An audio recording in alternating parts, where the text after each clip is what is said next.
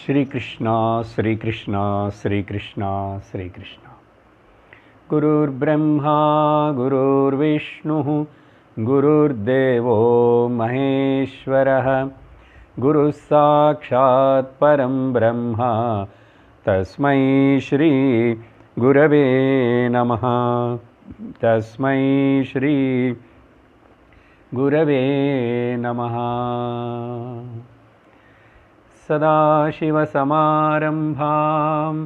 शङ्कराचार्यमध्यमाम् अस्मदाचार्यपर्यन्तां वन्दे गुरुपरम्पराम्। हरि ओम तत्सत्।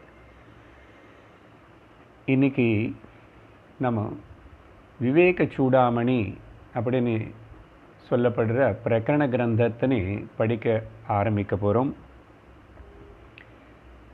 புஸ்தகத்தினை ஆரம்பிக்கிறதுக்கு முன்னாடி ஒரு சின்ன உபோத்காதம். சாஸ்திரம் பற்றி கொஞ்சம் விவரணம். சாஸ்திரம்னா என்ன? எல்லா மனிதர்களையும் நல்ல வழியிலோ ధర్మ మార్గంలో నడత வைக்கிறதுக்கு, அதனால் மோட்சம் அடையிறதுக்கு வேண்டிய பல சாசனங்கள், பல நியமங்கள் எல்லாம் சொல்லி நம்மளை கைட் பண்ணி சாசிக்கிறதுனால சாசனாத் இது சாஸ்திரம். சாஸ்திரம் மொத்தம் முக்கியமாக 3 பாகங்களாக பிரித்து சொல்லப்படுறது. அதுக்கு பேர் பிரஸ்தானத்ரயம். பிரஸ்தானம்னா எது படிக்கிறதுனால தெரிஞ்சுக்கிறதுனால நம்மளை கொண்டு போகுமோ பிரஸ்தானம்.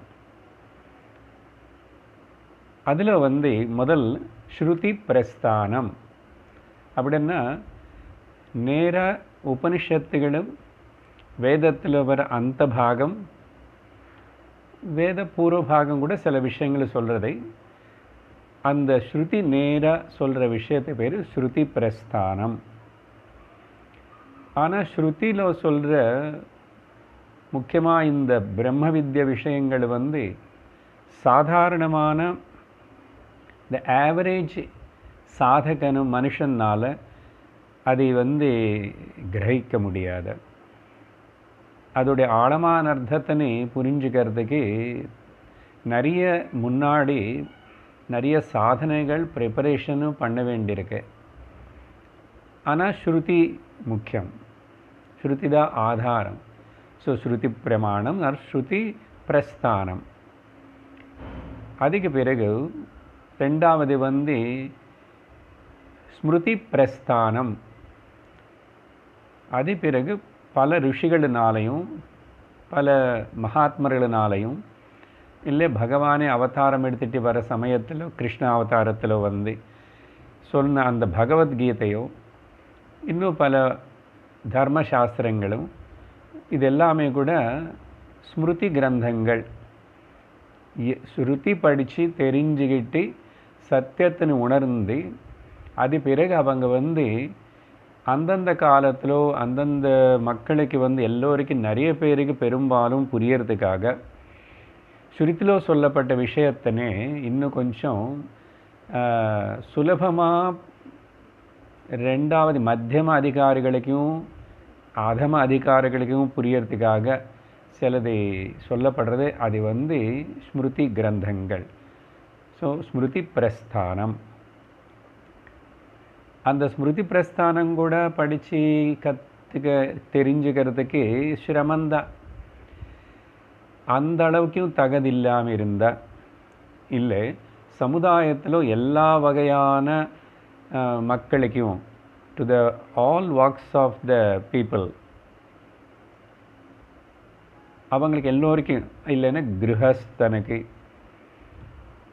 அப்படி மட்டும் இல்லை, எந்த சாதாரணமான ஒரு மனிதன் அவனு சன்னியாசியாவோ இல்லைன்னா பிரம்மச்சாரியாவோ ஆசிரமத்திலோ குருக்கிட்ட இருந்து படித்து அப்படி செய்கிற சமயம் அவனுக்கு இல்லை. அதனால் இவன் வந்து விவகாரத்திலோ லோக வாழ்க்கையிலோ அவனு ஈடுபட்டுட்டு கற்றுக்கணும் தெரிஞ்சுக்கணுமா அவங்களுக்காக. ஓகே, ஸோ ஸ்மிருதி பிரஸ்தானம். அப்புறம் ஸ்ருதிలో படித்ததுக்கு ஏதாவது சந்தேகங்கள் வந்தால் அந்த தகுதி இருக்கிறவங்களுக்கு வந்து நியாயப்பிரஸ்தானம்னு சொல்லப்பட்டது. இந்த நியாயப்பிரஸ்தானம் అనేది பிரம்மசூத்திரம் அப்படின்னா நிறைய லாஜிக் தர்க்கத்தின்னு வச்சு, அப்புறம் ஸ்ருதி சம்மதமான தர்க்கம். இந்த தர்க்கம் வந்து 2 வகையாக அது பேசப்படுறது. ஒன்று வந்து சப்போர்ட் பண்ணுற தர்க்கம், எது வேதம் தான் சப்த பிரமாணம்தான் பிரமாணம்னு சொல்லிட்டு அதுக்கு சப்போர்ட் பண்ணணும். அது மட்டும் இல்லை, அதுதான் அதுதான் நம்மளை வந்து இந்த விஷயத்தில் நமக்கு புரிய வைக்கும் பிரம்ம வித்தியத்தனன்னு சொல்லிட்டு ப்ரூவ் பண்ணணும். ஸோ ப்ரூவ் பண்ணுறதுக்காக தர்க்கம், அப்புறம் வந்து சப்போர்ட் பண்ணுறதுக்காக தர்க்கம் அப்படின்னு 2 விதமான தர்க்கங்கள் அப்படி வச்சுக்கிட்டு அது விவரிக்கிறது பல பல விஷயங்கள்னு சொல்கிறது லாஜிக் மூலமாக. அதுக்கு பேர் அது வந்து நியாய பிரஸ்தானம். இப்போது இந்த 3மே கஷ்டமாக இருக்கு. எது அசல் நியாயப்பிரஸ்தானம் வந்து என்ன சொல்லணும்னா அதுதான் வந்து ரொம்ப டாப் மோஸ்ட்னு சொல்லணும். ஸ்ருதி ஸ்மிருதி படித்ததுக்கு அப்புறம் இன்னும் கிளாரிட்டிக்காக சந்தேகங்கள் தீர்த்துக்கிறதுக்காக அந்த நியாயப்பிரஸ்தானம். அப்போது அந்த நியாயப்பிரஸ்தானத்தின் வந்து சாதாரணంగా அது எல்லாருக்கி ஒத்து வர விஷயம் இல்லை. அப்போது சாதாரணமாக இப்போ எல்லாருக்கே to the all the walks of people of the all the walks of the லைஃப்னு சொன்னீங்க. அது அப்போ எல்லாருக்குன்னு என்னன்னா அதனால தான் ஆச்சாரியர்கள் வந்து அதுக்கப்புறம் நிறைய பேர் யோசிச்சுட்டு முக்கியமாக இந்த பர்டிகுலர் பீரியட் ஆஃப் டைம், இந்த கலியுகம், இந்த இதில் பிரகரண கிரந்தங்கள்னு சொல்லிட்டு நிறைய எழுதியிருக்காங்க. பிரகரண கிரந்தம்னா ஸ்ருதி ஸ்மிருதியில் இருக்கிற ஒரு பாகம் ஒரு விஷயத்தின்னு மட்டும் எடுத்துக்கிட்டு ஒரு பிரகரணம் ஒரு பார்ட்டுன்னு விஸ்தரித்து சுலபமாக இன்னும் புரியுற மாதிரி சொல்கிறது. உதாரணத்துக்கு வந்து இந்த பிரகரண கிரந்தங்களுக்குள்ள தத்துவபோத ரொம்ப சுலபமான ப்ரோஸ் ஆர்டரில் இருக்கும். அப்புறம் ஆத்மபோத பல உதாரணங்களுக்கு கூட அந்த விவரணம் கொடுக்கப்பட்டது. ஆத்மபோத ஒரு 60 ஸ்லோகங்கள். ஸோ இந்த மாதிரி சின்ன சின்ன பிரகரண கிரந்தங்கள். So introduction to that particular தத்துவ ஆஸ்பெக்ட் ருடிமெண்டரிஸ்ன்றோம் தத்துவபோதன்னா. ஆத்முடைய ஸ்வரூபம்னு சொல்கிறதுக்காகவே ஸ்லோகங்கள். அப்புறம் வந்து இன்னும் கொஞ்சம் அட்வான்ஸ்டாக போனால் வேதாந்த சாரம். அது அப்புறம் வந்து இன்னும் கூட பல பிரகரண கிரந்தங்களுக்குள்ளேயே கொஞ்சம் அட்வான்ஸ்டு பிரகரண கிரந்தங்களும் இருக்குது. இப்போ நம்ம பார்க்க போகிற இன்றைக்கி இந்த விவேக சூடாமணி வந்து இந்த பிரகரண கிரந்தங்களுக்கு அடிப்படையாக வரும். இது வந்து பகவத்கீதைக்கு மேலே பகவத்கீதையோட கம்பேர் பண்ணும்போது வந்து சின்னது சரியா. அப்புறம் பஞ்சதசி அதெல்லாம் பார்க்கும்போது அது வந்து இது சின்னதாக இருக்கு. 582 ஸ்லோகங்கள் இந்த விவேக சூடாமணி. ஸோ அதனால் இந்த விவேக சூடாமணி பிரகரண கிரந்தம். ஸோ இது வந்து சாஸ்திரத்துக்கு இன்ட்ரடக்ஷன். அப்போது பிரகரண கிரந்தமும் படிக்கணும், கூடவே பகவத்கீதையும் உபனிஷத்துகளும் படிக்கணும். அப்பப்போ நடுவில் கூட பிரகரண கிரந்தங்கள் என்ன நிறைய இருக்குது. அதனால் என்ன ஆகும்னா டோட்டல் இப்போ எல்லா பக்கத்துலேருந்து கிளாரிட்டி வரும் படிக்கிற அந்த முமுட்சுவுக்கு. ஸோ இது வந்து சாஸ்திரத்துக்கு இன்ட்ரடக்ஷன். அப்படிப்பட்ட இந்த பிரகரண கிரந்தத்துக்கு வந்து சங்கராச்சாரியர் ஆதிசங்கரர்னால் எழுதப்பட்டது.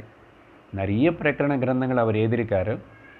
அதில் இதுதான் பெரிய பிரகரண கிரந்தம் ஆச்சாரியர் சங்கர பகவத்பாதால் எழுதினதுன்னு நினைக்கிறேன்.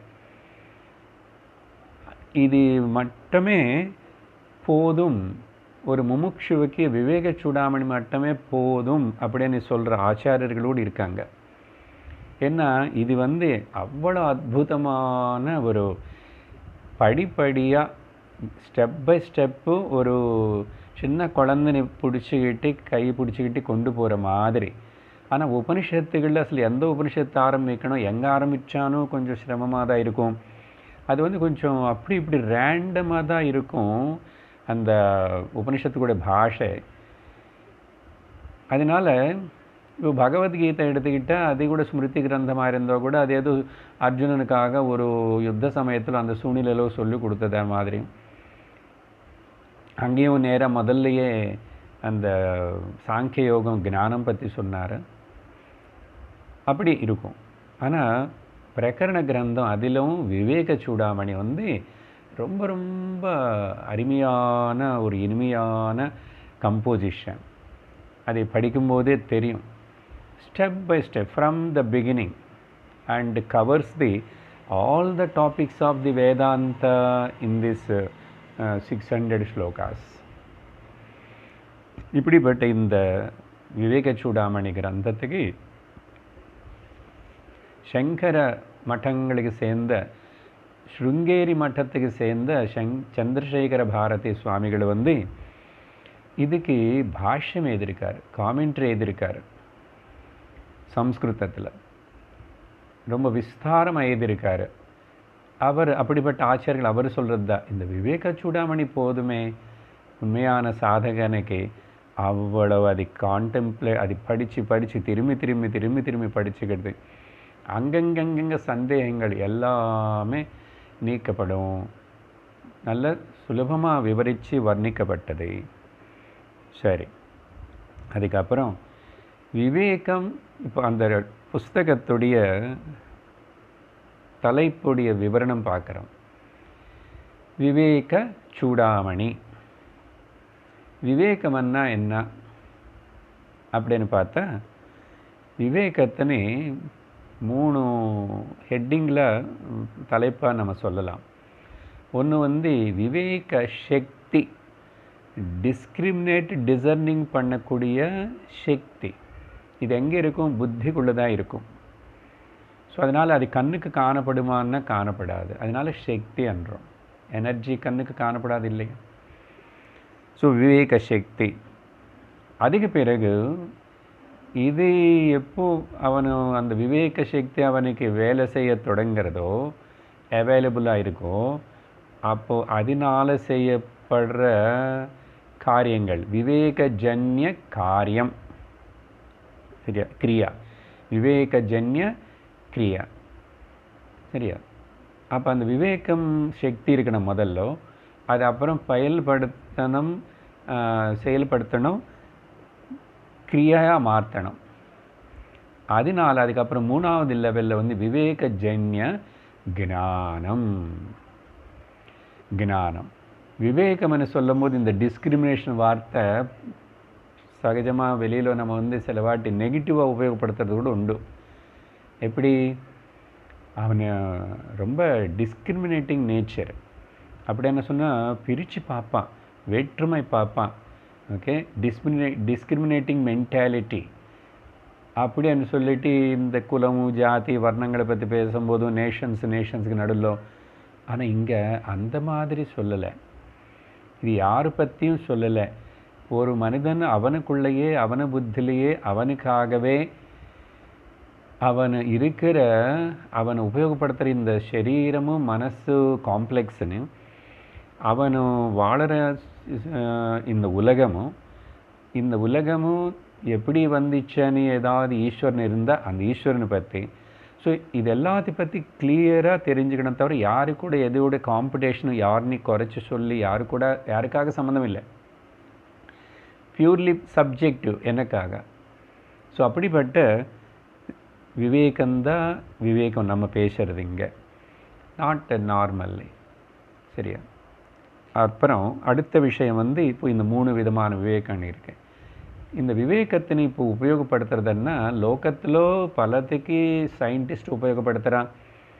படிக்கும்போது லோக விஷயங்கள் சப்ஜெக்ட்ஸ் எல்லாத்துக்கும் விவேகம் உபயோகப்படுத்தணும். மேக்ஸ் படிக்கிறதுக்கு உபயோகப்படுத்தணும், கம்ப்யூட்டர் பண்ணுறதுக்கு உபயோகப்படுத்தணும். எது தப்பு எது கரெக்டு எல்லாம் தெரிஞ்சுக்கணும், எது எப்போ செய்யணும், எது எப்போ ஆன் பண்ணணும், எது ஆஃப் பண்ணணும் இல்லை. ஆனால் இங்கே நம்ம வேதாந்தபரமாக பார்க்கும்போது சாஸ்திரபரமாக இந்த விவேகத்தினை 2 விதமாக 2த்துக்கு உபயோகப்படுத்தணும் மனுஷனை. முக்கியமாக ஒன்று வந்து தர்மா தர்ம விவேகம் ரொம்ப முக்கியம். தர்ம அதர்ம விவேகம் అనేది மனுஷனுக்கு தெரியணும். அதனால் அந்த விவேகம் வந்து டிஸ்கிரிமினேட் அங்கே உபயோகப்படுத்தலைன்னா அவன் வாழ்க்கை எல்லாமே வீணாக போயிடும். ஸோ தர்மா தர்ம விவேகம். ஒரு மனிதன் சாதாரணமாகவே சாந்தியாக நிம்மதியாக பிரயோஜனகரமாக வாழணும்னு சொன்னாவே அவனுக்கு சமுதாயத்துக்கு இந்த தர்மா தர்ம விவேகம் இருக்கணும். ஏன்னா இந்த தர்மா அதர்மங்கள் தான் புண்ணிய பாபங்களாக அப்புறம் பலன் கொடுக்க போகிறது. அதுக்கு தகுந்த மாதிரி தான் அடுத்த சரீரம் அடுத்த ஜன்மத்துக்கு இது வந்து நாந்தி ஃபவுண்டேஷனாக இருக்கு. அப்போது தர்மாதர்ம விவேகம் ஒரு பாயிண்ட். 2வது வந்து ஆத்மா அனாத்மா விவேகம். அந்த தர்மாதர்ம விவேகம் கூட ஒரு மனிதன் வந்து அடுத்த படியில் வாழ்க்கையிலோ, அதனால தான் தர்மத்திலிருந்து மோட்சத்துக்கு வரணும் இல்லையோ, நடுவில் 2 அர்த்தம் காமம் 2 வச்சுருந்தா கூட தர்மம் எதுக்குன்னா மோட்சத்துக்காக. அடுத்ததுனால ஆத்ம அனாத்ம விவேகம் ஒருத்தனுக்கு இருக்கணும். அப்படின்னா எது நித்தியம் எது அனித்தியம், எது ஆத்மா எது அனாத்மா, எது சத்தியம் எது மித்யா, இப்படின்னு விசக்ஷணை பண்ணக்கூடிய சக்தி இருக்கணும். அந்த சக்தி இதுக்காக தான் உபயோகப்படுத்தணும். அதனால் ஆத்மா அனாத்ம விவேகம். ஸோ அதுக்கப்புறம் இந்த விவேகத்தினை வந்து சாஸ்திர பிரமாணம் எடுத்துக்கிட்டு அந்த சாஸ்திர பிரமாணம்தான் கரெக்டானு சப்போர்ட் பண்ணி ப்ரூவ் பண்ணுறதுக்கு உபயோகப்படுத்தணும். சரியா? அப்படி சொல்லி அதுக்கப்புறம் இதெல்லாம் எதுக்கு? ஆத்மானாத்ம விவேகத்துக்கு. அடுத்தது வந்து சூடாமணி அనే பதத்துக்கு அர்த்தம் பார்ப்போம். சூடாமணி ஜென்ரல் மீனிங் சூடாமணின்னு சொன்னால் தலை மேலே பாகத்தில் கொஞ்சம் பின்ன மேலே அங்கே வச்சுக்கிற ஒரு ஆபரணத்துக்கு பேர் த கிரெஸ்ட் ஜுவல் அப்படின்றான். In the top of the ஹெட்னு. ஸோ அதுக்கு பேர் சூடாமணி. சூடான்னா தலை, அதில் கூட தலை மேலே பாகம். ஓகே, அதனால தான் முக்கியமாக ஆண்களுக்கு சொல்லும்போது வந்து இந்த குடிமை இங்கே வைப்பாங்க பாருங்க இடம், அந்த உபநயனம் பண்ணி அப்புறம் கேச கண்டனம் பண்ணும்போது அது வந்து அங்கே கரெக்டாக அங்கே இருக்கும். ரொம்ப பின்னாடி இல்லை, ரொம்ப முன்னாடி இல்லை, மேலே அப்படி கொஞ்சம் பேக்கில். ஸ்திரீகளுக்கு வந்து அங்கே தான் ஒரு அழகான தலைமுடியில் ஆபரணம் வைப்பாங்க, மணி. அது எப்படிப்பட்ட ஆபரணம் ஆகட்டும், ராஜாக்கள் கூட வச்சுருக்காங்க அப்படி. ஸோ சூடாமணின்னா ரொம்ப பளிச்சனா அப்படி அழகாக காணப்படுற ஒரு ஆபரணம். ஸோ சூடாமணி இங்கே என்ன இப்போது சூடாமணி அப்படிப்பட்ட கிரெஸ்ட் ஜுவல் ஒரு மனிதனுக்கு என்னன்னா விவேக சூடாமணி. சரியா? விவேக சூடாமணி. விவேகமணி இந்த கிரெஸ்ட் ஜுவல் அதுதான் முதல் விவேக வைராக்கிய சாதன சதுர்த்த சம்பத்தில் கூட முதல் சொல்கிறது விவேக வைராக்கிய சமாதி ஷட்க சம்பத்தி முமுக்ஷுத்வம். அதனால் இதுக்கு ஒரு சின்ன உதாரணம் எடுத்துக்கிறோம். ராமாயணத்தில் சீதாதேவி ராவணனை தடுத்து எடுத்துகிட்டு போகும்போது பல ஆபரணங்களை எல்லாத்தையும் தூக்கி கீழே போட்டான். ஆனால் தலையில் இருக்கிற சூடாமணின்னு மட்டும் எடுத்து போடலை. ஞாபகம் இல்லாதனால போடலையா, இல்லை அப்புறம் தேவைப்படுறதுன்னு போடலையோ, மொத்தத்தில் தலையில் சூடாமணி வச்சுருக்கான். அதனால தான் அப்புறம் வனவாசத்திலோ அசோகவனத்தில் இருக்கும்போதும் அங்கே ஹனுமான்ஜி வந்தார். அந்த ஹனுமான்ஜி வந்ததுக்கப்புறம் நான் சீதா அப்புறம் என்னை சந்திச்சேன்னு சொல்லிட்டு நீ போய் ராமருக்கு சொல்லணும்னு ராமர் மோதிரம் கொடுத்து அனுப்பிச்சிட்டார் முதல்ல. அது பார்த்து தான் சீதை நம்பிட்டான். இப்போ சீதன் நான் சந்திச்சான்னு தெரியணும்னு சொல்லணும்னா அந்த விவேகம் இருக்கிற சீதாதேவி என்ன பண்ணால் அவங்களுடைய தலையில் வச்சிருந்த அதை அப்புறம் எடுத்துகிட்டு அங்கே தலையில் இருக்கா சாரியில் எங்கேயாவது கட்டி வச்சானோ அந்த சூடாமணின்னு எடுத்துகிட்டு விவேகத்தோட புத்தியோட ஆமாம் இது பார்த்தா கண்டிப்பாக ராமர் நான் இங்கே இருக்கேன்னு தெரிஞ்சுக்குவார். அப்புறம் எனக்கு ராமர் கடிச்சிடுவார். ஓகே, இல்லை நான் ராமனுக்கு கூட ஒன்றாயிடுவேன். இங்கே கருத்து என்னன்னா கதைக்காக இல்லை, ஹனுமானனே குரு வந்தார். ஹனுமானனே குருவுக்கு முன்னாடி ரொம்ப தெளிவோட விவேகத்தோட ஞாபகம் வச்சுக்கிட்டு அப்போ என்ன கொடுக்கணும்னு சொல்லிட்டு அந்த தலையில் வச்சுக்கிற சூடாமணினை எடுத்துகிட்டு கொடுத்தான். அப்படி என்ன அர்த்தம்? விவேகத்தினி குரு விவேகம் எனக்கிட்ட இருக்கே குருவே, நீ சொல்லுங்கோ நான் புரிஞ்சுக்கிறேன் பிடிச்சிக்கிறேன் அப்படின்னு சொல்லிட்டு அந்த விவேகத்தினை கொண்டு போய் குருவுக்கு கொடுக்கணுமா. குருவுக்கு கொடுக்கணுமன்னா அவருக்கு தானம் பண்ணுறதுன்னு இல்லை, நான் அதனால் பாருங்க சாதன சதுஷ்டய சம்பத்தில் முதல் குவாலிஃபிகேஷன் உனக்கு விவேகம் இருக்கா, விவேகம் உபயோகப்படுத்தணும், விவேகம் பண்ணணும். விவேகம் பண்ணுறதுன்னா டிஸ்கிரிமினேட் பண்ணணும்னு உனக்கு ஆசை இருக்கா, அப்போது குரு கிட்ட வரணும். அதனால குரு முதல் விவேகம் இருக்கா இவனுக்கு இல்லையா, இவன் எதுக்காக வந்தான், ஏதாவது லோக விஷயங்களை திரும்பி அனாத்ம வஸ்துಗಳನ್ನು கேட்கறதுக்காக குரு கிட்ட வருவான். ஆனால் இந்த காலத்தில் போவாங்க எல்லாரும். சப்போ அந்த குருவான ஹனுமான்ஜி என்ன பண்ணார், பரமாத்மானை காட்டி கொடுத்தாரு. பரமாத்மானை இங்கே வர வச்சுட்டாரோ இல்லைன்னா என்ன பண்ணார், மொத்தத்தில் சீதா ஜீவன் பரமாத்மான ராமனு கூட ஒன்றாயிட்டான். அதனால தான் குரு கிட்ட வரும்போது இந்த விவேகத்தோடு எனக்கிட்ட விவேகம் இருக்கே குருவே, மிச்சம் சாதன சஸ்திர சம்பத்தி கூட. ஸோ இங்கே விவேக சூடாமணினால் இந்த விதமாக புரிஞ்சுக்கணும் ஹனுமான்ஜி குரு. அப்புறம் ஜீவனான சீதா பரமாத்மான ஸ்ரீ ராமச்சந்திர பிரபு கூட சேர்ந்துட்டா ஒன்றாயிட்டா. ஸோ இந்த இன்ட்ரடக்ஷனோட நம்ம இன்றைக்கி முதல் ஸ்லோகத்தினை ஆரம்பிப்போம்.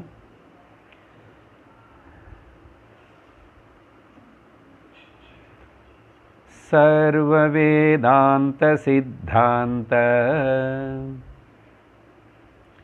கோச்சரம் தமகோச்சரம் கோவிந்தம் பரமானந்தம் சத்குரும் பிரணதோஸ்மியகம்.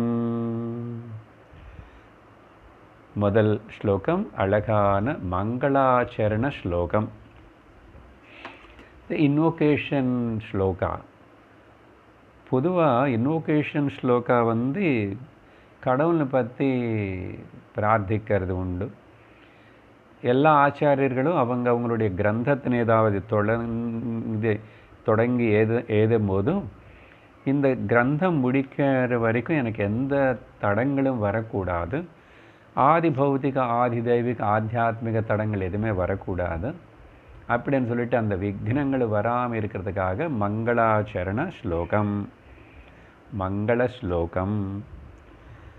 அப்படிப்பட்ட இந்த இன்வோகேஷன் மாதிரி ஆரம்பத்தில் சங்கரர் ரொம்ப அற்புதமாக இன்ட்ரடியூஸ் பண்ணுறாரு. என்ன பண்ணுறாருன்னு இந்த ஸ்லோகத்தில் ஈஸ்வரனுக்கு மூணு விதமாக பார்க்கணும். இதில் ஈஸ்வரனுக்கு நமஸ்காரம் பண்ணுறாரு, குருவுக்கு நமஸ்காரம் பண்ணுறாரு. பரம சத்தியம் வந்து தனக்குள்ள அடித்து வச்சிருக்கிற சாஸ்திர மாதாக்கும் நமஸ்காரம் பண்ணுறார். பரம சத்தியத்தினே சாஸ்திரம் தனக்குள்ளே வச்சிருக்கிறது. அப்படிப்பட்ட அதை ரிவீல் பண்ணும் தர்ப்பணம் மாதிரி அப்படிப்பட்ட சாஸ்திர மாதாக்கும் நமஸ்காரம் பண்ணுறார். ஸோ இந்த விதமாக 3 நமஸ்காரங்கள் 3 பேருக்கும். முதல்ல வந்து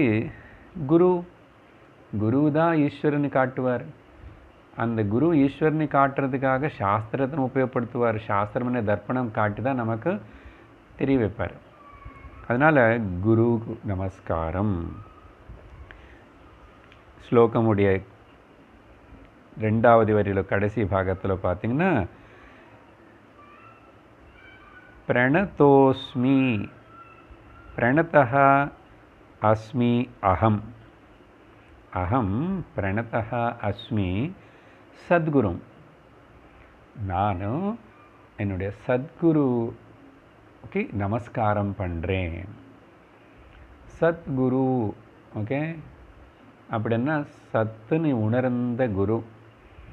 சத்துன்னு சிஷ்யர்களுக்கு முமுட்சுகளை காட்டிக்கூடிய திறமை இருக்கிற குரு சத்குரு. It is not a title. Okay, it's not a title. இங்கிலீஷில் எழுதும்போது ஜாகிரதை எழுதுக்கணுமா? ஏன்னா இங்கிலீஷ் பொதுவான சத்து கூட என்ன எழுதுறோம், SAD எழுதுறோம். அப்புறம் படிக்கும்போது சேட் குருன்னு படிக்கக்கூடாது. சத்குரு ஏன்னா சத்து ப்ளஸ் குரு சேர்ந்து எழுதும்போது வந்து அந்த தா வந்து தாவா மாறும். சரி, எனிஹோ சத்குரு. சத்குருன்னா ஸ்ரோத்ரிய பிரம்மனிஷ்டனான குரு. அப்படிப்பட்ட என்னுடைய குரு மகாராஜுக்கு வந்து நான் நமஸ்காரம் பண்ணுறேன். யார் என்னுடைய குரு மகாராஜ் தெரியுமா? அவர் வந்து கோவிந்தம் அண்டு பரமானந்தம் எட்ஜெக்டிவ்ஸ் கொடுக்குறார். இந்த கோவிந்தம்னு சொல்கிறதுல 3 அர்த்தங்கள் இருக்குங்க. ஒன்று வந்து கோவிந்த பகவான் ஸ்ரீஹரி கோவிந்த. ஸோ ஈஸ்வரனுக்கு நமஸ்காரம் பண்ணுற மாதிரி ஆயிடுச்சு. அப்புறம் ஈஸ்வரனும் குரு வேறு இல்லையே. அதனால தான் குரு பிரம்மா குருர் விஷ்ணு குருர் தேவோ மகேஸ்வர. ஸோ குரு ஈஸ்வரன் வேறு இல்லை.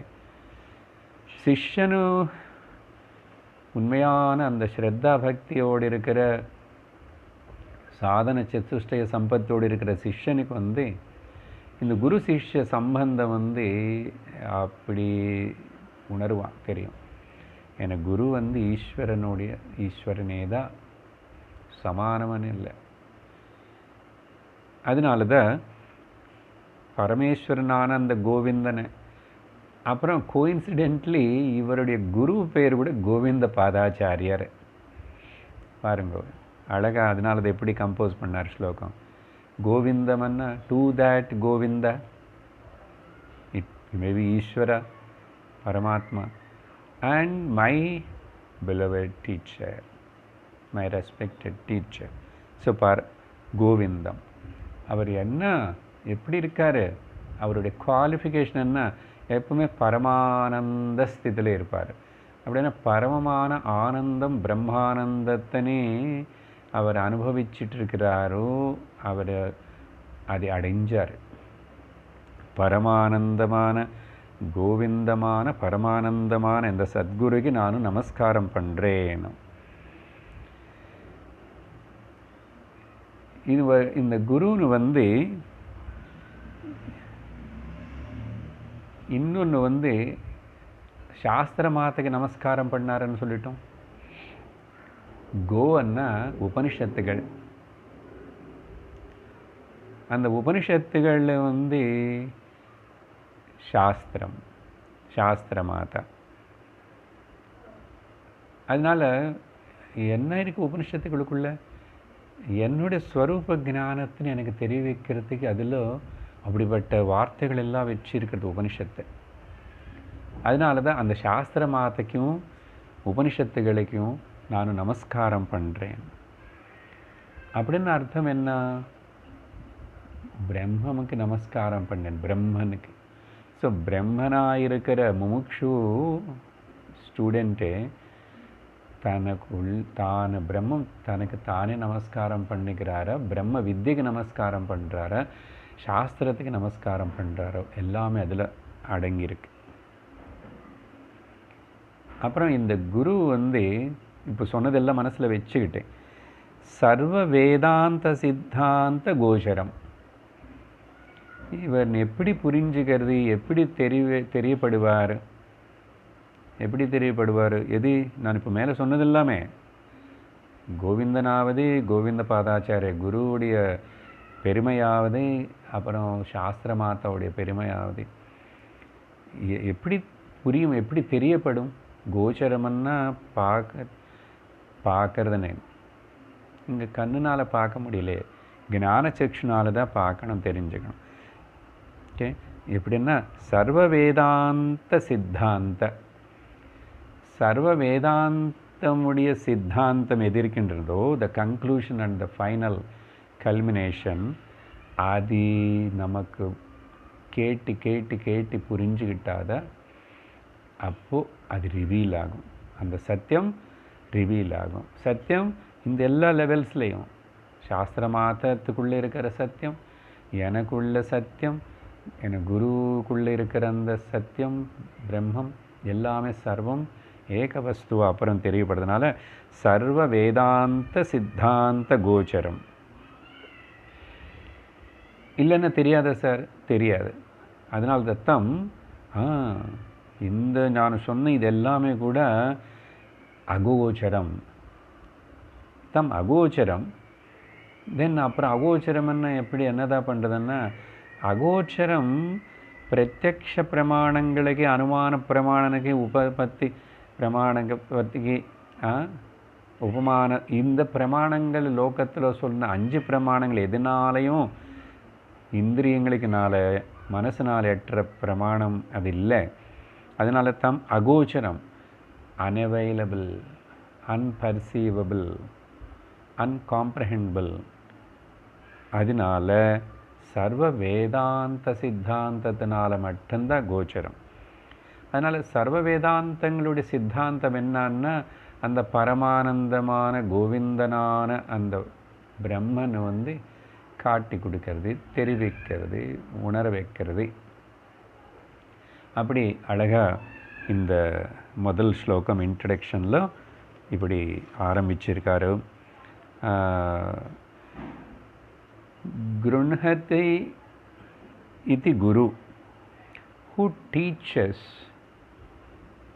Okay, who teaches. அதனால் குருவன்னா ஒன்றும் பேசாமல்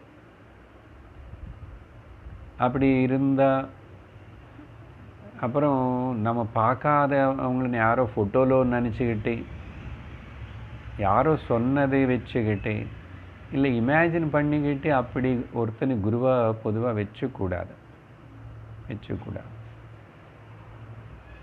அது ஒரு அளவுக்கு ஏதோ ஒரு ஸ்ரத்தா கொஞ்சம் ஒன்று பிகினிங் ஒரு புஷ் மாதிரி கொடுக்கும் தவிர, உனக்கு எப்படி தான் நேராக உபதேசம் கிடைக்கும். அதனால் பேசி நமக்கு உபதேசம் பண்ணுற குருவாக இருக்கணும். அதனால தான் who teaches. அப்படின்னு அவங்க மிச்சம் எல்லாரும் குருகள் இல்லையே, டீச் பண்ணாதவங்களும் பேசாமல் இருக்கிறவங்க மௌனிகள் எல்லாமே அவங்க நல்ல ஞானிகள் தான்.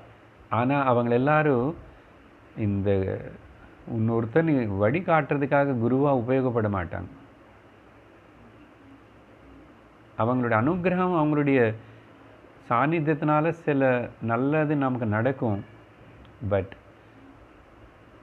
த quick easy way is guru கிட்ட இருந்துட்டு சாஸ்திரத்தின் சிரவணம் அநேக வருடங்கள் அந்தராயம் இல்லாமல் படிக்கணும், தெரிஞ்சுக்கணும்.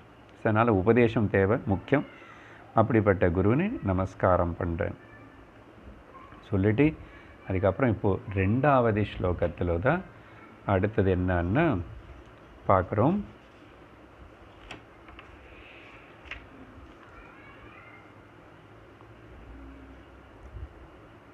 ரெண்டாவது ஸ்லோகம்.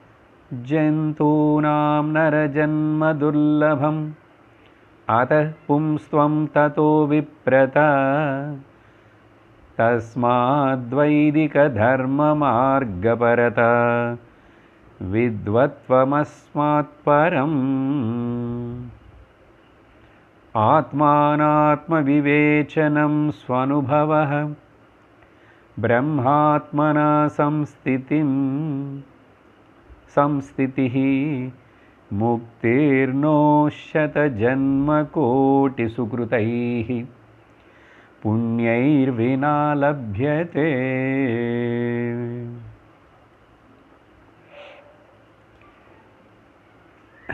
அழகா ஃபஸ்ட்டு ஸ்டெப் என்ன ஆரம்பிக்கிறாருன்னா, முதல் மனுஷ ஜென்மத்துடைய பெருமை, the greatness of the human birth, this human body. வேதாந்த நம்ம தொடர்ந்து கேட்டுட்டு இருக்கிறதுனால பல வாட்டி கேட்ட விஷயமாக தான் இருக்கும். ஆனால் இங்கே சங்கரர் ரொம்ப அழகாக ஒரு 8 படிகளை இதெல்லாம் ஒன்றுக்கு ஒன்று ரொம்ப ஒரு சிறந்த விஷயம்ப்பா. இந்த ஹையார்கி ஆர்டரில்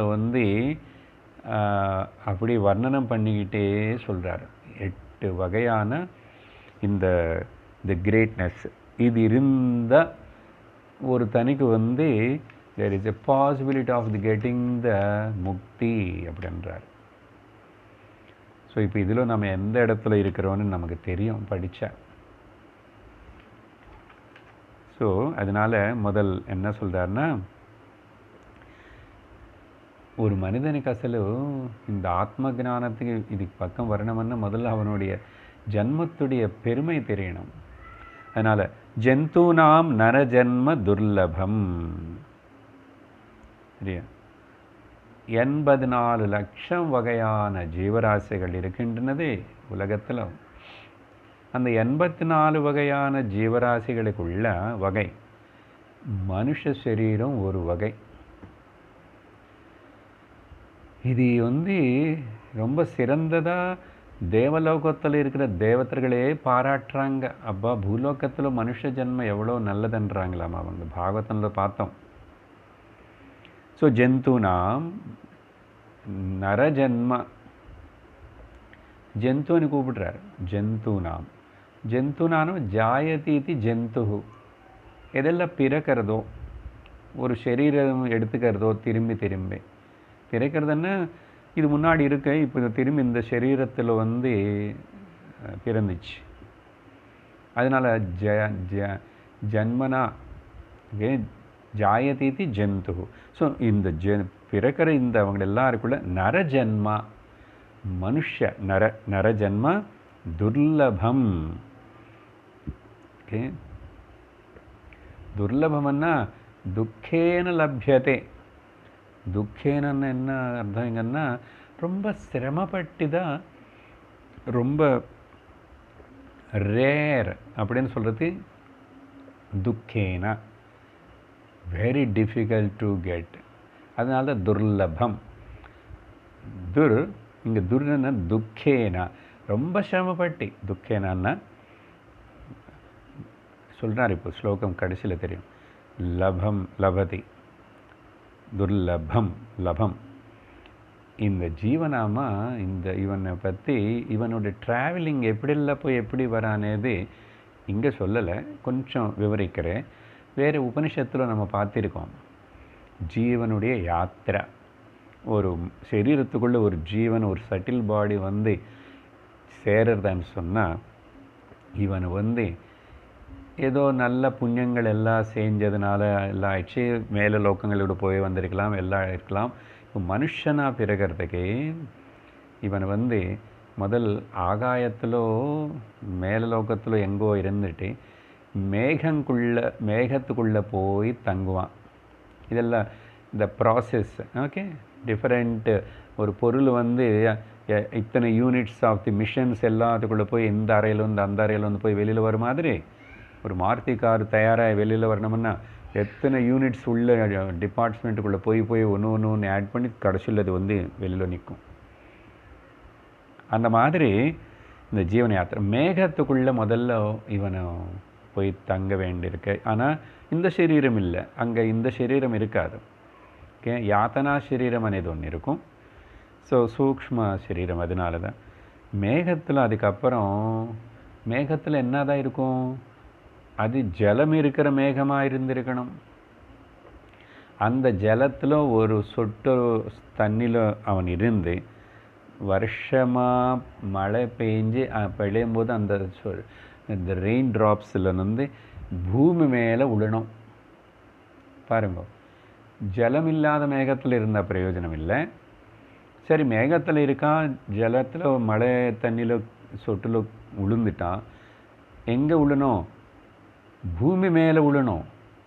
அது அந்த ஜலம் திரும்பி சமுத்திரத்தில் விழுந்துட்டா அப்புறம் ஆக்வாட்டிக்காக ஏதாவது போய் பிறக்கணும். இங்கே மனுஷ ஜென்மம் பற்றி பேசுகிறோம். அது மட்டும் இல்லை, சப்போஸ் அந்த சொட்டு தண்ணி வந்து டிசர்ட்டில் விழுந்துச்சு, ஓகே, பாலைவனம் டிசர்ட்டில், என்ன பிரயோஜனம் அங்கே இல்லை. ஸோ கரெக்டாக பூமி மேலே வளரும். அந்த பூமி மேலே எங்கெல்லாம் பூமி சஸ்யசாமலமாக இருக்கின்றனதோ, எங்கெல்லாம் இந்த பேடி கிரெயின்ஸு சாப்பிட்ற பொருள் எல்லாம் வளருமோ, மரங்கள் செடிகள், இந்த ஓகே சஸ்யம், முக்கியமாக அந்த கோதுமை வரி இந்த ரைஸு இப்படிப்பட்ட அந்த தானியத்துக்குள்ள தானியங்களுக்கு மட்டுமன் இல்லை, மேபி பழம் ரூபத்திலோட பழத்தில் கூட இருக்கலாம். ஸோ மொத்தத்தில் மெயினாக சொல்கிறது வந்து உபனிஷத்தோட டிஸ்கிரிப்ஷனில் தானியத்துக்குள்ள. அப்போது அது அன்னம். ஸோ தானியம் என்ன, அது அன்னமாக ஆகிடும். அப்புறம் அந்த அன்னம் ஸோ தானியமாக இருக்கணும். ஏதோ ஒரு செடி பூமி மேலே வளருது எல்லாத்துல இருந்த பிரயோஜனம் இல்லை. எது மனுஷன் வந்து சாப்பிட்றதுக்கு உபயோகப்படுத்துகிறானோ அப்படிப்பட்ட காய்கறி பழம் இல்லைன்னா இந்த சீரியல்ஸு அதுக்குள்ளே போகணும் இவனை. பாருங்க எவ்வளோ கஷ்டம். இதெல்லாம் சூட்டபுளாக கரெக்டாக நடந்ததா, சரி அதில் இருக்கா. அது வந்து சிலது எல்லாமே ஜந்து எல்லாமே சாப்பிடும் இல்லையா. நம்ம சாப்பிட்றது எல்லாம் கூட சிலதெல்லாம் பன்னி சாப்பிடும், நாய் சாப்பிடும், பூனை சாப்பிடும், எல்லாம் சாப்பிடும். ஆஹா, இது வந்து புருஷன் சாப்பிடணும், த மேல் பாடி. ஸோ பாருங்க, அப்போது சாப்பிட்டா அதில் அந்த அன்னத்தினால வந்து இவன் வந்து ரேதஸ பீஜமாக மாறி, அதோடு முடியல, அந்த பீஜம் வந்து அப்புறம் ஸ்திரீயோடைய கர்ப்பத்தில் போடப்பட்டு அங்கே தான் வளர்ந்து இந்த ஜீவனை சரீரம் எடுத்துகிட்டு வெளியில் வரணும். பார்த்தீங்களா எவ்வளோ சிரமம், எவ்வளோ ப்ராசஸ் இருக்குன்னது. ஜஸ்ட் ஒரு என்ன துர்லபம்னு சொல்கிறதுக்காக இந்த டிஸ்கிரிப்ஷன் நான் கொடுத்தேன், மனுஷ ஜென்மம். சரியா? ஸோ அவ்வளோ ரொம்ப லைட்டாக எடுத்துக்கூடாது. Accidental I born as a human being அப்படி சொல்லக்கூடாது. ஏதோ பை மிஸ்டேக்கோ தப்பு தவறி அப்படி டக்குன்னு மனுஷனாக பிறந்தேன். இப்படி சார்ட்டிங் பண்ணும்போது ஒன்று இந்த பாஸ்கெட்டில் போட வேண்டியது அந்த பாஸ்கெட்டில் போயிடுச்சு, அந்த மாதிரி அப்படி நடந்த விஷயம் இல்லை இது. It is not accidental, okay, it is pre planned. அந்த ப்ரீ பிளானுக்கு எத்தனையோ விஷயங்கள் இருக்குது. ஸோ இதுதான் சொன்னேன் நான் இப்போது. ஸோ ஒன்று ஜந்து நாம் நரஜன்ம துர்லபம். ரெண்டாவது சங்கரர் என்ன சொல்கிறாருன்னா,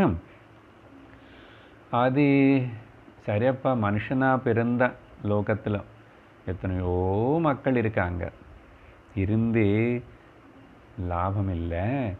அத்தக அதுலேயும் மேலும் பும்ஸ்துவம் அப்படின்னு அர்த்தம் ஜெனரலாக ஒரு புருஷனாக பிறக்கிறது, ஆணாக பிறக்கிறதுன்னு அர்த்தம் ஜென்ரலாக எடுத்த டிக்ஷனரி மீனிங். ஆனால் அப்படி எடுத்துக்கிட்டால் அப்போ ஸ்திரீமார்களுக்கு எல்லோரும் கோபம் வரும். ஸ்திரீ ஞானிகளாக இருக்கிற யோகினிகளாக இருக்கிறவங்களுக்கு எல்லாருக்கும் என்ன கதி? அப்படி இல்லை. இங்கே அர்த்தம் என்னென்னா, இந்த பும்ஸ்துவம் అనేది வந்து పౌరుషం అనే వార్తకి சேர்த்துக்கணும். పౌరుషం అని சொன்ன தைரியம் అని అర్థం. தைரியம் అని சொன்ன நான் கிளிங்கிங்னஸ் டு தி பாடி மைண்ட் అని అర్థం.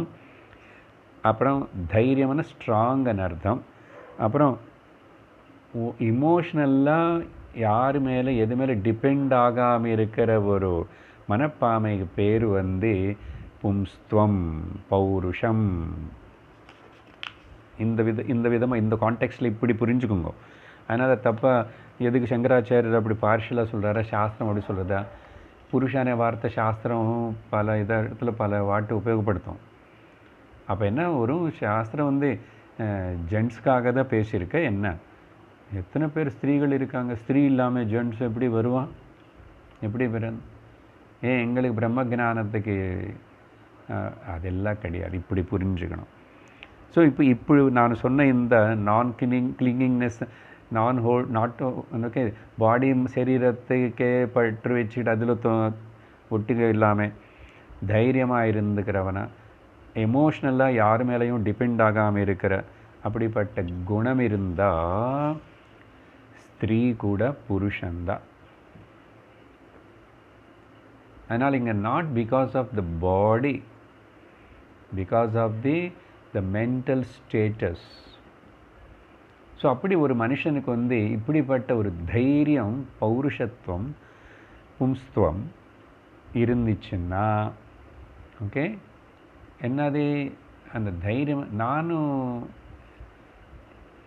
இந்த ஜன்மத்திலேயே மோட்சத்தை அடையணுமனே அந்த ஒரு இது. ஸோ இதெல்லாம் இருந்த மேலும் சாஸ்திரத்தில் ஒரு இடத்துல ஒரு ஸ்லோகம், ஒரு வரி சொல்லப்படுறது, ஸ்திரியः अपि सति ता उमे पुंसः आहुः. ஸ்திரீ சரீரமாக காணப்பட்டு இருந்தால் கூட அவங்களை வந்து இண்டீட் ஓகே ரியல்லி பும்சகனே சொல்லுவாங்க, சொல்லலாம், சொல்லும், ஆஹு சொல்லுவாங்க பெரியவர்கள்.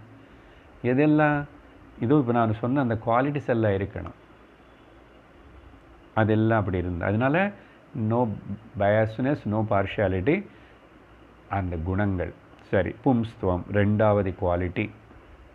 ஸோ மனுஷனாக பிறந்தா ஆனால் இந்த தைரியம் இல்லை, அந்த ஆசை இல்லை மோட்சம் அடையணுமனே. அப்புறம் வந்து மூணாவது வந்து ததஹ விப்ரதா. ததஹ விப்ரதா, விப்ரன்னா பிராமணன் அர்த்தம். ஓகே, விப்ர. அப்போது திரும்பி என்ன சார் குலம் ஜாத் எல்லாம் அதெல்லாம் கிடையாது. பாரு, லோகத்தில் ஜன்மனா ஜாயத்தே ஜந்து. பிறக்கும்போது எல்லாருமே ஜந்து மாதிரி தான், சமம். ஒன்றும் தெரியாது, அஜ்ஞானத்தோடு தான் அப்படி தான் பிறப்போம். ஒரு சின்ன பூனையோடைய குட்டினும் அம்மா வயிற்றுலேருந்து வர குட்டி கூட எல்லாம் சின்னது. அப்படி அதுக்கு எதுவுமே நிஸ்ஸாகாயமாக அப்படி சின்ன சின்ன அவயங்களோட ஒன்றும் தெரியாமல் அப்படி வரும். அதனால் ஜன்மனா ஜாயத்தே ஜந்து தான் எல்லாமே. ஏன் அப்படி ஜந்துன்னு சொல்கிறான்னா, எந்த அறிவும் எந்த இதுவும் அங்கே வேலை பண்ணுறதில்லை. எல்லாம் நேச்சுரலாக என்னமோ அந்த பசி சாப்பிட்றது அப்படி தூங்குறது நடக்கிறது. அதுக்கு ஆக்சுவலாக என்ன சொல்லுவாங்கன்னா, ஜன்மனா ஜாயத்தே சூத்ரஹா. சூத்ரஹன்னா அக்ஞானின்னு அர்த்தம். சூத்ரஹன்னா எந்த ஒரு சம்ஸ்காரமும் இல்லாமல் அப்படி வருது. அதனால ஜந்துக்கு சமந்தான். அதனால தான் அதுக்கு பிறகு அவனுக்கு வந்து பல விதமான சம்ஸ்காரங்கள் பண்ண வேண்டியது இருக்குது. நம்ம ஹிந்து சனாதன தர்மத்தில் செய்கிற இத்தனை சம்ஸ்காரங்கள் மனுஷனுக்கு லோகத்தில் உலகத்தில் வேறு எங்கேயுமே இல்லை. அன்னைக்கு பிறந்த அன்னைக்கிலிருந்து சம்ஸ்காரம். ஓகே, ஜாத கர்மா, நாம கர்மா எத்தனை இருக்குது. அப்புறம் அன்னப்பிராசன கர்மா, வித்யாபாச கர்மா. ஓகே, அப்புறம் காது குத்துறது, முடி கேச கண்டனம், எல்லாம் கர்மா. இதெல்லாம் சம்ஸ்காரம். ஸோ ஜென்மனா ஜாயதே சூத்ரா. ஆனால் இப்போ இவன் எப்படி விப்ரனா இருக்கணும்? பிராமண குலத்தில் பிறந்ததுனால இல்லை. இங்கே எங்கே பேசினாலும் சரி, வேதாந்தத்திலோ சாஸ்திரத்திலோ பிராமணா விப்ரா இந்த வார்த்தைகளை உபயோகப்படுத்திட்டா இட் இஸ் நாட் தி ஜன்ம பிராமண ஜாதி பிராமணா, ஆனால் குணபிராமணா. நல்லா புரிஞ்சுக்கணும், குணபிராமணா. அப்போது கர்மணா த்விஜக உச்சதே. இவனு செய்கிற சேலை இவனுடைய கர்மத்துக்கு பார்த்து தான் இவனு பிராமணன் த்விஜகான்னு சொல்லணும். த்விஜகான பிராமணன் தான், விப்ரஹான பிராமணன் தான் உச்சதே. அதனால தான் அப்போது இவன் செய்கிற கர்ம எது மேலே ஆதாரப்படும்? இவனோட குணம் மேலே ஆதாரப்பட்டு இருக்கும். அதனால் அந்த குணபிராமணனாக இருக்கணும்னா சாத்விக குணங்கள் இருந்தால் நீ பிராமணன் தான், நீ விப்ரன் தான். சரியா? அப்புறம் இப்படி முதல்ல பிறக்கும்போது பிராகிருத புருஷனாக இருக்கா. இந்த பிராகிருத புருஷன் சம்ஸ்கிருத புருஷனாக பண்ணுறதுக்கு வித்யை வேணும், சம்ஸ்காரங்கள் வேணும். அப்புறம் அவன் செய்கிற அந்த கர்ம குணம் ஆதாரப்பட்டு இவனு பிராமணனாக இருப்பான்.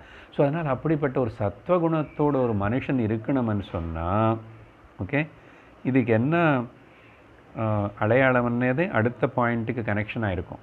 சரி, மூணாவது விப்ரதா. விப்ரதா சத்வகுணம் இருக்குது. நாலாவது தஸ்மாத். அதனால இவன் விப்ரனாக இருக்கிறதுனால, சாத்விக குணம் இருக்கிறதுனால இவனுக்கு கண்டிப்பாக அதோடு நின்றுட்டால் பத்தாது. என்னோடய சாத்விக குணம், என்னோடய பிராமண குணம், என்னுடைய பிராமண பிறப்பாவது சரி, இதெல்லாம் வைதிக தர்ம மார்க்க பரதா. வேதத்தில் சொல்லப்பட்ட மாதிரி தர்ம மார்க்கத்தில் பயணிக்கிற புத்தி இருக்கணும். வைதிக தர்ம மார்க்க பரத்தாகன்னு சொன்னால் என்ன சார்? நான் சுலபமாக சிலது சொல்கிறேன். காலையில் சீக்கிரம் எழுந்திருக்கிறது வைதிக தர்ம மார்க்க பரதா. பூஜை கண்டிப்பாக குளிச்சுட்டு பூஜை பண்ணுறது, ஜபம் பண்ணுறது, தியானம் பண்ணுறது, கீர்த்தனம் பண்ணுறது, அப்புறம் தானம் பண்ணுறது, பஞ்சமகா யஜ்ஞங்களை பண்ணுறது, தீர்த்த யாத்திரைகளை பண்ணுறது, அப்புறம் சத்குரு கிட்ட ஸ்ரவணம் பண்ணிட்டு குருவுக்கு சேவை பண்ணுறது. இது ஒரு சும்மா ஒரு உதாரணத்தை, இந்த லிஸ்ட்டு இன்னும் கூட நிறைய சேர்த்துக்கலாம். இப்படிப்பட்ட இந்த ஆசைகள் எல்லாம் யாருக்கு இருக்குமோ அவன் பிராமணா, அவன் விப்ர த்விஜ. இப்போது நீங்கள் எல்லாரும் இவ்வளோ இன்ட்ரெஸ்டோடு ஸ்ரவணத்துக்கு சத்சங்கத்துக்கு வரீங்க, வேதாந்தம் படிக்கிறீங்க, ஸ்திரீகள் இருக்கீங்க, புருஷர்கள் இருக்கீங்க. அப்படின்னா நீங்கள் எல்லோரும் பிராமணர்கள் தான், குணபிராமணன். அதனால் பிராமணனாக பிறந்துட்டு அப்புறம் அக்கிரமம் எல்லாம் பண்ணிட்டு இருந்தேன். வைதிக தர்மம் என்ன சொல்கிறது? சுராபானம் ந குறியாத், தூமபானம் ந குறியாத், மாம்சபக்ஷணம் ந குறியாத். ஆனால் நீ பிராமணனாக பிறந்தன்னு சொல்கிறேன். ஆனால் இதில் ஏதோ ஒன்று உனக்கு இருந்தா, வேறே கூட நிறைய இருக்கு. உனக்கு அசல் ஸ்ரவணம் பண்ணணும், சத்குருக்குடி சேவை பண்ணணும், வேதாந்த ஸ்ரவணம் பண்ணணும்னு ஆசை வரலன்னா நீ பிராமணன் இல்லை, பிராமணனாக பிறந்தா கூட. அதனால் தைரியமாக சொல்லிக்கலாம், நீங்கள் எல்லோரும் இவ்வளோ ஸ்ரத்தையோட வேதாந்த சிரவணம் பண்ணுறீங்கன்னா நமக்கு அந்த குவாலிஃபிகேஷன் இருக்கு. நான் ஒன்று டிக்கு பண்ணிக்கிட்டு வாங்கோ, நம்மக்கிட்ட எத்தனை எண்ணெய் இருக்குது சங்கரர் சொல்கிறதில்ல அப்படின்னு. ஸோ நாலாவது வைதிக தர்ம மார்க்க பரதா. ஏதோ சொன்னது யாரோ சொன்னது இல்லை, வேதம் வைதிக தர்மம்னு சொல்லப்பட்டிருக்கு. இது எதுவுமே செய்யாமல் அப்படி இருந்தால் அவன் வைதிக தர்மத்தின்னு பண்ணுறது இல்லைன்னு அர்த்தம். வைதிக தர்மன்னு சொன்னால் சும்மா காலையில் எழுந்திரிச்சு சந்தியாவந்தனம் பண்ண மட்டும் வைதிக தர்மம் ஆகாது, அது ஒரு பாகம். அதில் இல்லை கோயிலுக்கு போயிட்டு வந்த மட்டும் ஆகாது, நிறைய சேர்த்து த ஹோல் லைஃப் ஸ்டைல் அந்த வைதிக தர்ம பரதாவாக இருக்கணும், பேஸ்ட் ஆன் தட். ஸோ அதனால் எத்தனையோ இருக்குது, மனசா வாச்சா கர்மனா எல்லா சேலைகளும், எல்லா இன்டராக்ஷன்ஸும், விவகாரமும் குடும்பம் எல்லாமே அப்படி சேர்ந்திருந்தா. சார் அப்படி இத்தனையோ சேர்ந்து அப்படி இருக்க முடியுமா சார்? சரி, எல்லாத்துலேயும் அப்படி இல்லைன்னா கூட அட்லீஸ்ட் இண்டிவிஜுவலாக நீ எடுத்துக்கிட்ட உனக்கு இப்போ நான் சொன்ன லிஸ்ட்டில் இதெல்லாம் இருக்கா? ஒரு அனுஷ்டானம் இருக்கா? சிரவணത്തിന് முக்கியமாக ஏன்னா ஞான யக்னம் பரந்தப்பான்னு சொல்லிட்டார். இந்த சிரவணம் பண்ணுறது ஞான யக்னம் சிரேஷ்டம் பரம் தபா ஏ அர்ஜுனான்னு சொன்னார்ல கிருஷ்ணர். அதனால் மிச்சம் சிலது நமக்கு ஒத்து வரல, பண்ண முடியல, சூழ்நிலை சுற்றி இருக்கிற இதனாலன்னு சொன்னால் பரவாயில்ல, ஞான யக்னம் பண்ணும். ஸோ இதெல்லாம் இருந்த விப்ரன். அதுக்கப்புறம் 5வது சொல்கிறார் அஸ்மாத். இன்னும் ஸ்டில் பாருங்கள், இதெல்லாம் ஒன்று ஓ இத்தனை இருக்கணுமா? அஸ்மாத் அதுலேயும் இன்னும் கிரேட் எப்படின்னா என்னன்னு சொன்னால் பரம் என்னன்னா வித்வத்வம். விப்ரனால இவன் ஏதோ படிச்சிருக்கா, கொஞ்சம் இதெல்லாம் படிச்சிருக்கா, சரி சாஸ்திரம் படிக்கிறதுக்கு சிரவணத்துக்கு வரான், குரு கிட்ட வந்துட்டா, ஆனால் புரிஞ்சுக்கிற சக்தி இல்லை. வித்வத்வம், வித் என்ன டு நோ, அந்த ஆழமான கருத்துகள் அர்த்தத்தினை லட்சார்த்தத்தினை தெரிஞ்சிக்கக்கூடிய கெப்பாசிட்டி ஒரு மனிதனுக்கு உள்ளே இருக்கிறது. அதனால தான் நிறைய பேர் சத்சங்கத்துக்கு வருவாங்க, நிறைய வருஷங்களில் வருவாங்க, நிறைய புஸ்தகங்கள் படிப்பாங்க, நிறைய முடிச்சாச்சு அப்படி எல்லாம் ஆகும். அது வேறு பல பேர்கிட்டலாம் போவாங்க, பல பேர் சொன்னதில் கேட்பாங்க, எல்லாம் செய்வாங்க. ஆனால் உள்ள இன்ஃபர்மேஷன் தான் சேர்ந்துச்சு தவிர டிரான்ஸ்ஃபர்மேஷனு கொஞ்சம் கூட காணுவாங்க. என்னதான் பிரயோஜனம்? அதனால் அஸ்மாத் இன்னும் மேலும் பரமம், த ஹையஸ்ட் என்ன தெரியுமா? 5வது ஸ்டெப்பு தான் வித்வத்வம், the capacity to receive and assimilate, absorb. நீ சொன்னது அப்படி, அந்த விஷயத்தினே அப்படி. அதனால் சிரவணம் பண்ணும்போதே ஞானம் ஏற்படணுமா? சிரவண மாத்திரேன.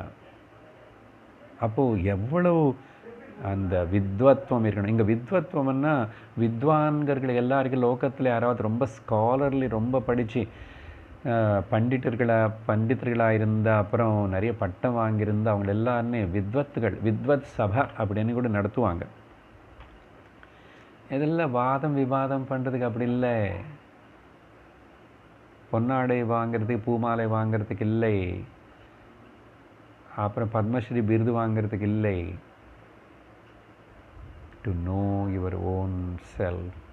ஸோ அந்த உபனிஷத்துடைய டீச்சிங் குரு உபதேசம் பண்ணும்போதும் அந்த ஆழமான அர்த்தத்தினை கிரகிக்கக்கூடிய சக்தி இருந்துச்சுன்னா இருக்காது. ஓகே,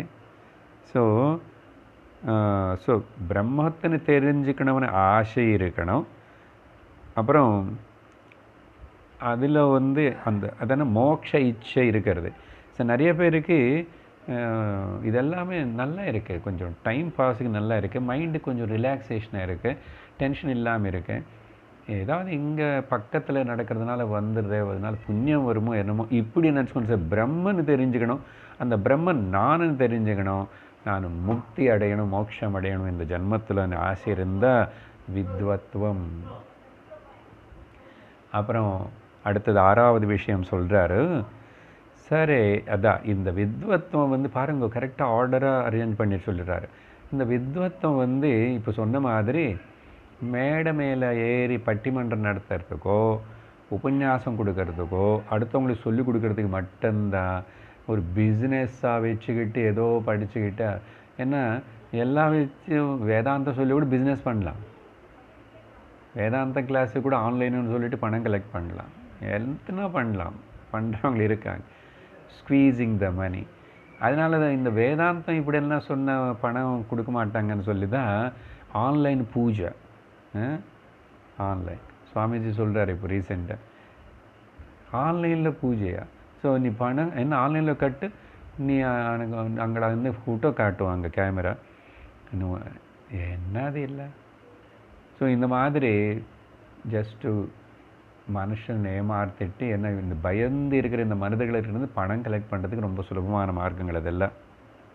அதனால் ஆனால் வேதாந்த இதில் இப்படி சொல்ல முடியாது.